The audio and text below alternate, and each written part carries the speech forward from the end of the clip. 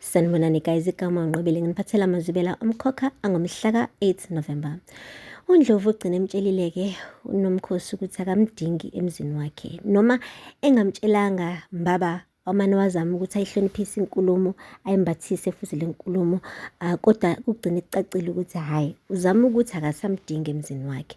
Ushilo ukuthi Nomkhosi ukhulile mawumngaka, akukho kahle ukuthi ungashera umbhede nendodakazi yami uSibahle, futhi-ke kungcono ukuthi uye kohlala kaMthembu ngoba yabo kube kuyangami ngabe ngiyawunweba lo muzi ukuze sanele sonke, kodwa simpintshekile. Wabona nje uNomkhosi ukuthi noma ekudla iguma uNdlovu, kodwa kahle kahle uqonda ukuthi ufuna ahambe emzini wakhe, ekusho lokho kodwa ngomshosha phansi. Yo guys, umane washo kuNomkhosi ukuthi ungakhathazeki Ndlovu, ngizothatha indodana yami ngizophuma ngiphele emzini wakho. Hhayi impela uhambe phezu kwamazwi wakhe-ke usisi, ngoba uqoqe zonke iy'mpahla zakhe waye kwindodana yakhe wayitshela ukuthi hhayi siyahamba-ke manje le ekhaya.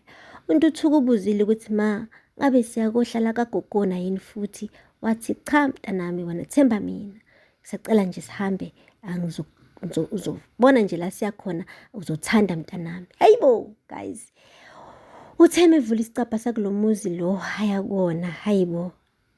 Bengicabanga ukuthi amehla ayengikhohlisa, kodwa ngithe hhayi ngiyayazi le ndawo.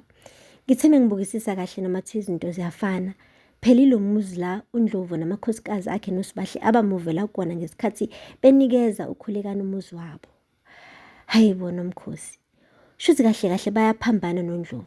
Ngesikhathi uNdlovu eshona le, yena ubuyela ngala. Ngesikhathi uNdlovu ubuyela ngala, yena ushona le.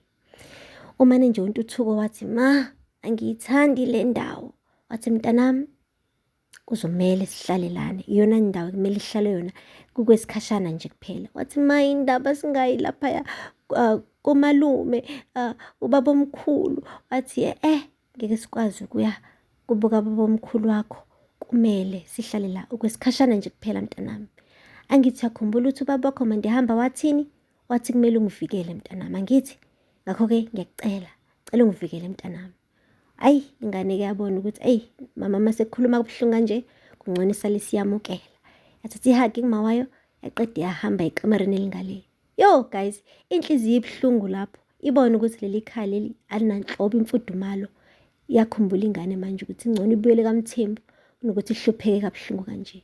Yo uNomkhosi, ziyamnetha guys, zimnetha lokho sekudabukisa-ke manje. Yazi